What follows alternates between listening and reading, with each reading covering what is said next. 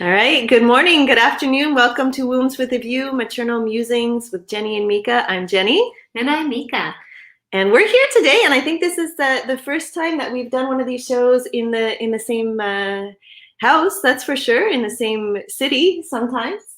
And it's very appropriate because Mika has taken a road trip up here to visit me in the Laurentians, and our show is all about road tripping. And the two of us have had some experience with that in our lives as people and as moms. So today we're going to talk to you about traveling and road tripping with kids and with babies. And I think we'll start from older and kind of walk you through some of the experiences that we've had with our older kids, who mine are 8 and 10 and mine are 12 and 9. So we'll start there and we'll walk backwards to those very early days where both of us had kids who, to my understanding, did not like to be in the car, and how we dealt with that. I also have a relatively traumatizing airplane story, but we have some tips for traveling on airplanes too, if that's pertinent. Maybe another show. maybe. Yeah, maybe we'll leave that. We'll see where we get. But yeah, why don't you let us know how your trip went up here today? You came up with only one kid today. Yeah, I'm here with my daughter, Maya, and it was smooth, actually, even though we had some traffic. And yeah, the way that the world of lives is working today, we have someone just walk through the door, but that's fine. So just to say, we have a DVD in our car, and since we have this car almost 6 years now, I remember when we bought it, we started to think, what are we going to do with a screen in the car? Like we're not big on screens, but we grew into it, and we realized that when we're going on longer trips, which here in Quebec and Canada happens a lot, especially families like us that really like to travel and go to remote places. So we have this rule in our family where when we are road tripping more than an hour, then they can watch a movie. Mm-hmm. So that's what she did. She watched a movie, and when it was finished, because of the traffic, it took us a long time to get here today. We started listening to different radio stations and playing a game where we recognize the tune and kind of sing whatever we can and know. It was fun. It was a good one. It gets easier, I think, the road tripping. I make this route. So Mika, it took you what, an hour and a half? Usually it takes me an hour to get from Montreal to Val-David, but sometimes, depending on traffic, it takes quite a bit longer. And my kids in the beginning felt like it was an eternity, but I think now that they've done that route, sometimes a couple times a week, it goes by very fast. And that is one place where I also, who am really not a fan of screens, and I was anal retentive about literally everything when my kids were babies, food, like anal retentive is maybe not what I want to say, but if you're just watching this and you have a newborn baby or you're pregnant and you have these ideals of like all the non-processed food your kids are going to eat, I just notice most parents start in one place and then over time relax a little bit. Like I remember I was at a point one time, bordering, this is way off topic, but we're road tripping through this thing. This thing called orthorexia? I'll let you guys Google that if you don't know. Or do you know this term, orthorexia? Orthorexia? So tell me more. I don't, we'll save that for another show, but like basically, people who are over the, do I even want to say it like that? I will say for myself, I was over the top, exaggerated, worried about what my kids were consuming to the point where, and they didn't have any actual intolerances or allergies. But I did not want like an ounce of refined sugar, for example, in their diet. So I would send them to birthday parties with pre-made food. And I have a lot of parents who do that, but it tends to be people who, if you know that that family you're going into is fine with gluten and your kid's not, then you could send like, a muffin or something like that with them. Anyway, I went down that path really, really, really rigid. And I was definitely like that with screen time. And especially with COVID and, even me trying to get work done with 2 kids in a classroom that was closed, relaxed with the screens, and the car too, especially with these frequent back and forths has been, there's been this is a Nintendo Switch, and then there's been some iPad action. But it doesn't have to be bad, right? Like my daughter has on her iPad, she has an app where she can draw. And yeah, for one reason or another, I would like her to draw on paper with pencils and pens, but she can actually make very beautiful artwork. So I'm trying my best to, in those situations in the car, relax and let the screens happen and be at peace with it, instead of always, feeling like I have to I don't know. You know what I mean. Of course I do. What do you do when your kids say, "Are we there yet?" Do you know that line? "Are we there yet?" My son is the worst for that. He'll literally, you think it's a joke, right? You see it in all these movies and stuff. And I usually say something very cliche, like, if you ask me that one more time, I'm turning this car around. But they can see on the GPS, they can see exactly how much time, and they can just look, and then they can stop asking me, because I mean, there's nothing more annoying, especially if you're stuck in traffic, especially if you're stuck in traffic with your manual car, right? It's like, and you're no air conditioning in the middle of a heat wave. That's happened so many times. So the are you there yet thing, I don't really want to hear it. Yeah, it's an intense one, but I think it always shows up, especially when it's a longer road trip, and figuring out ways around that. We have a lot of games that we play. Like I Spy is a big one, which goes on for a while. And then 21 questions, where somebody thinks about something and everybody else needs to ask up to 21 questions to realize what that thing is. So it's like a big charade in a way. What else do we play? I have a fun one that we played yesterday on the way up here. Let's do this together. Yeah. So Mika didn't know this was coming, so we might totally blow this. But I think of something. It's word association. Yeah. So I think of something, and you tell me. So soup.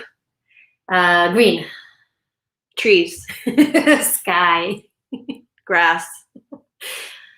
Water. Mountains. Okay, we're really off. But you get the idea. We're off. We're on a hike. We're definitely ready. After this show, we're going to head onto the mountain and spend some time out in nature. So yeah, so I guess for this age, for the older age, yes, some parents will be okay with some screen time. Yes, some parents will probably encourage their kids to play games. Or just be bored and let them have that time where they can just daydream, pass time. Yeah, and enjoy the scenery. And again, like if you are making that trip, I mean, if you are here in Quebec, I mean, kind of everywhere you drive, once you get into the city, there's something amazing to look at. There's mountains and grass and as the seasons change. Yeah, and we've had some long car drives where, it just builds. What was the longest you drove with your kids? 12. 12 hours? Where did you go? Gaspé. Okay, you made it. Oh yeah, that was just now. That was last year. Yeah. But yeah. So it wasn't 12 hours straight. You had a hotel break? We don't do hotels. In our family, we go camping. It's the tent and the sleeping bags that are waiting for us. But we've done one long stretch like that. But one of the tips is maybe to go during the night. If the driver or you can switch driving, can drive through the night and the kids sleep. That's one way to do these very long road trips. That can work. But this year we went to the North Shore. So it was more Tadoussac, and that's a 7-hour drive. And we did that in one go. I think we stopped twice on the way, just, pee breaks, and it was fun. We had, as a child, some of my best memories, my grandparents always lived in British Columbia, and we lived in Ottawa. And most summers we road tripped out to British Columbia. And it was also like yourself, Mika, it was camping along the way. So we would stop and we would camp. And then, I mean, it took days, right? If not, at least a week with 3 kids. And then we got a camper van. Woohoo. And so we had room to sleep. We had a little kitchen in it, and we would drive and we would park when we needed to park and take the time to get out there. So I personally love road tripping. My worst personal experience before kids was taking the Greyhound bus from northern BC, from like Prince George or something like that, to Ottawa. And I don't think I've been on a Greyhound since. That was a really, really long trip. But I want to now go to the younger age. Before we had this car that has a screen, when my kids were, let's say, 5, 6, 7-year-olds, it was hard. The road trips were a mess. There was lots of fighting in the back seat. There was arguing. and there were moments where we could pick it up and make something good out of it. But even just going to Vermont could be long, you know.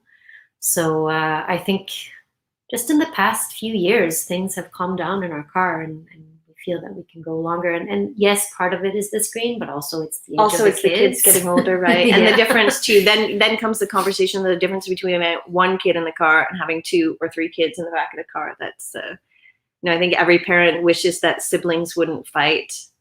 And my friend is here in town. Another friend is here staying with me this weekend, and he has a little sister, and my kids were just like, they had just gotten out of the car and they had loads of energy, and it was pretty late at night, and they were just running around this little apartment making so much noise and fighting, and and I was just like, I was like, were you like this with your sister? And like, he's such a calm, sweet, gentle guy, and he said, well, yeah, of course I was like that. And I guess I kind of wanted my kids to hear that, no, he never treated his sister like that.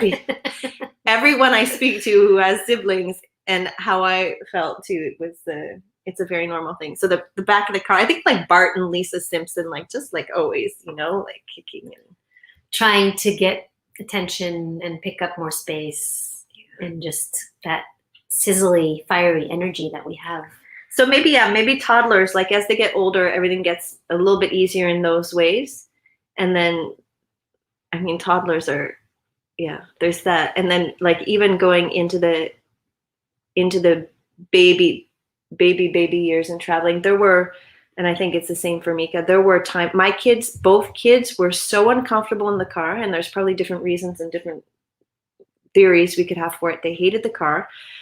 I think they probably felt car sick, and my kids stayed rear facing for a long time. So I think this is important stuff. Sometimes parents have the instruction to turn, if the baby doesn't like the car, to turn forward facing as soon as you can. And I don't know that that's necessarily what helped. What helped me was going from the car seat that was facing rear to the bigger car seat, but still booster. When they were baby, still facing backwards. Okay. And then they could still see out of the side window, and that seemed to calm the. So having a view. Yeah. Yeah, I just want to jump back to toddlerhood. One of the things I used to do is I would pack like an activity travel bag with lots of like having this, like being a magician that pulls out this and pulls out that. And I packed a lot of snacks that I knew that they liked. Snacks. Always have food and water. So important. That can really save you and can actually get things smoother for a longer time. But that activity bag, depending on the age, you can pack anything from a squishy ball to something you can draw on. We used to have these magnet draw boards that they loved. I'm looking for something specific. I don't know if you guys know what. Okay, I'll go find that. Sure. I'll stir the soup too while you talk. Okay, and books. If they're not nauseous, then books can work. And I look and see what you're holding. It's a poppet. I already know what that is. So I even use this now. I was like, what is the big fascination? And my kids are like, it's so satisfying. And it really is. I mean, different kids fidget different amounts. I definitely have at least one super fidgety kid, and this keeps her pretty calm. She can sit there, and instead of bouncing around, she can actually get into the poppet thing. So this is a good long road trip car thing as well. And they sell them everywhere right now, actually. It's the thing right now. I guess the fidget spinner was the precursor to this, right? Exactly. It's the new fidgeter, if you want to call it that. So coming back to babies, I had one out of my 2 babies was super sensitive, and we would put him in the car and he would just scream. Like it was crazy. Doors opening again here. Let's see who comes through it this time around. Nope, not happening. So I actually went on Roadtrippin strike when between 3 months and 7 months. Yeah. I told everybody who wanted to meet me and see me, come to me. I'm not going anywhere. I'm not going into situations where I'm having this screaming baby that nothing calms down, nothing, really nothing. And I've tried everything, including pacifiers and including music. Did and all your those but did your tricks. child who you so me too, but the child who wouldn't take the pacifier in the car was not a child who would take the pacifier elsewhere, right? No. I think like for me, it is one of the reasons why oh my god, it's so annoying. There's some beautiful child just like kid, who are you not coming in? Come in or stay out, but stop doing that with the door, please. Okay, it's two big kids. Does anyone want to pop in? Come say hi. Come, we're live. Come say hi. Yeah. A pumpkin? A pumpkin. It's a puppet, not a pumpkin. Oh, well, you said pumpkin. I called you a pumpkin. So this is like, I was super anti-soother for all of my, I was kind of like, I was just saying about the refined sugar and the screen time. Like when I first had babies, I was just like, no, it's going to be this way. And we're only, I talk about that a lot to clients and to students, how the black and white thinking doesn't serve anybody. Sometimes there can be a soother and sometimes there can be a bottle. And that's okay, If your baby actually cooperates. It's it. And we know, like we teach in our classes, there's a sweet spot of when you can introduce those things. And of course, if you're breastfeeding, you want to be very sensitive and you don't want to mess that up. So a lot of times in order, in being very, very careful, we don't introduce a soother. And then, we end up, my kids never took a soother or a bottle. And that was quite difficult on me, especially in the car. Mm-hmm. So I had a solution and Mika had the same solution and it worked really well. So we'll tell what the magical solution for the car for the baby who won't take the pacifier is, and then with a little warning. Does that sound good? Yeah, sounds cool. Because as moms, we choose when we take risks and when we don't. And I think that's a really important thing, that everybody has a different feeling of where they want to risk assess and take those moves, but we didn't even know each other back then. No, and I also back then didn't know, I didn't know, and I don't personally think it's a huge, it's risk management, right? And when you have a screaming, they're like, what did they do? What did they do? When you have a screaming baby in the back and you're on your 7-hour road trip, or maybe you're just on your way, to your parents' house an hour away, what do you do? So someone else is driving, first of all. It could be that this is, that would definitely be a need. Yeah, you need to be two in the car. So you're sitting in the back seat with your kid, and if you're breastfeeding, this is something that works for breastfeeding parents. You basically lean forward and give yourself a moment there where you allow your baby to breastfeed, and that works like magic. Like everything, breastfeeding was the solution to most things in those days. For 4 or 5 years of my life. Okay. I can't say that long, but yeah, it's definitely a soother. Like breastfeeding is so much more than just physical nutrition. There's the emotional, mental nutrition that is there too, and the soothing piece is really helpful, especially when you have a baby that even if you stop the car, take them out of the car seat, calm them down. The moment you put them back in, it's all over again. Mm-hmm. And there's it just escalates and escalates. And some babies, right? Again, some babies that like the car. I'm just talking about my own experience here, really. Like with my son, with my daughter, I had no issues. Mm-hmm. I could go for a long, she would just fall asleep. Mm-hmm. When your baby knows how to fall Some people asleep, watching, they're like, what do you mean your kid doesn't like your car? Because some people can only get their kid to sleep by going and driving around the block, right? But then, I don't know, there's something, again, I think it is car sickness. And until this day, he has car sickness. Yeah, right. So it makes sense. It's but to say, like, Mika's not talking about taking cars driving. You don't take your kid out of the car seat and then breastfeed. You slack yours a little bit and you lean in. And depending on boob size, it's a little easier for some of us than others. I had an easier time.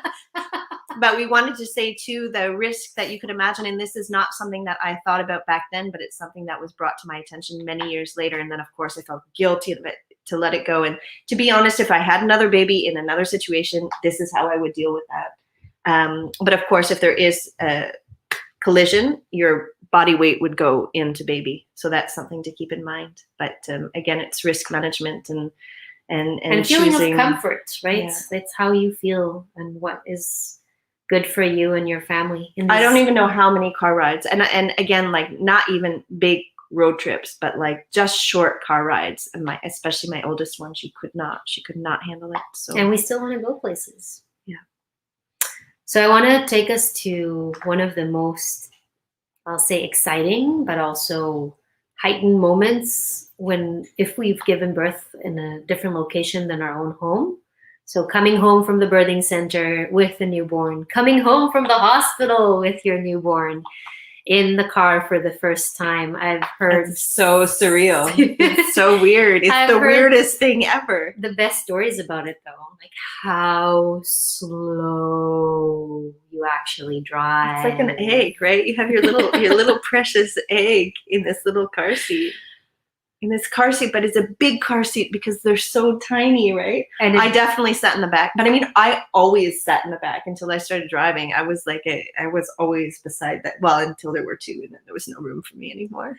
So that kind of place where you're getting used to the idea that you're a parent, right? It's something that when the first time somebody calls you a mom or a dad or a parent, that's like a moment. The first time you drive your baby in a car, that's another kind of, you get the responsibility, it's huge. So that's definitely a big one. And with Montreal potholes, it becomes interesting, right? An interesting ride home. And in the winter, that's another story with the ice. And it's just, go slow, basically. Find your pace, find your confidence as you go in that ride. I have this one friend who, I thought this was just such an interesting thing. I don't know why I'm thinking of it now, but they didn't have a car, or they didn't want to have that experience. So the dad put the baby in a carrier and took the metro home from the hospital. But they're just like that. They're just like really kind of tough. Sure. We all have our solutions, There's no one way of doing things. Yeah. So we're thinking coming into September, road tripping is probably not on the agenda for most people, but you can hang on to this if you've had some tips here for moving into whenever the road trips commence again. Could still be some time. Maybe some people are still visiting. I think that's kind of why I was thinking of the airplane thing, because we're still traveling with kids, and people will still travel with kids probably around Christmas time, hopefully. And we'll do another one about planes. Planes are different. Planes, traveling on planes with babies and children. We'll leave that like that, but it's way more, for me, it was way easier to travel with a newborn on a plane than a toddler on an airplane. A 12-hour flight with a toddler on an airplane. Well, I've done that, and there's a lot of moving parts. So thank you guys so much for watching. We wanted to remind you, for anybody who happens to be pregnant and is interested in possibly joining us for hypnobirthing group classes. As you may or may not know, we teach these approximately every 2 weeks, and they're 5-week sessions. They're 3 hours long, 5 times, so it's 15 hours of in-course work, and the next class starts on the 16th of September. We have another one starting in November, so if you see there on the bottom ticker, there's an info session that we're hosting October 11th. That's a Monday evening. It's going to be on Zoom. For now, our classes are online. We will see what the next months will unfold, but we would love to be back teaching in person when that is possible. But for now, all our hypnobirthing info sessions and classes are offered on an online platform. And it's been fun. We still managed to make them fun and interactive. And for some people, I have a feeling whenever the time comes where many things resume, God, we've been saying this for 2 years, in person, people are just so used to online stuff that it becomes actually a convenience to, not go, not show up. So we'll see how that plays out in the next few months/years. But yes, for now, we're still happily online, and we have some space in the class that starts on September 16th. You can take these classes at any point in your pregnancy, but I feel with hypnobirthing, kind of the sooner the better, so you can practice as much as possible. we teach the group classes as well as private classes, and we teach the group classes and private classes in French, which it's possible you've watched this whole thing in English, even though French is your first language. So just know that that is also an option. And you can, if you have more questions about that, you can send us an email. Yeah, we have a new email. We have a new email. We have a new website. We're birthing this whole thing, and well, It's coming. You're going to hear more about it. But if you want to contact us now, our email is natadu. Where is it? Outlook. It's here. Oh, It's right on the screen. Where are you in front of my looking? face. You're not looking at yourself. You're looking at. No, I had a moment I was looking at the banners, but natadu at outlook.com. Or you can also find us on the phone, 438-871-2002, and on our website that we haven't really launched yet. But that is there. There's something there. Yeah, It's looking good. Come and have a look. natadu.com, our new baby. Yeah, super exciting. Great. Have a wonderful rest of your summer. La rentrée starts very, very soon. We're all starting school for those kids who are going back. And we will see you in 2 weeks on Friday. And we'll be able to get back to our Friday 9:30 a.m. time slot. Today was just an exceptional traffic / we're still kind of in summer mode right now, aren't we? I'm wearing clothes, by the way, just in case anyone was worried. I am actually wearing a shirt. That's how I roll in the summer. But yeah, thank you so much. Have a great afternoon and great rest of the week. And we'll see you 2 weeks from now. And good start for everyone who's starting something new these weeks. Bye.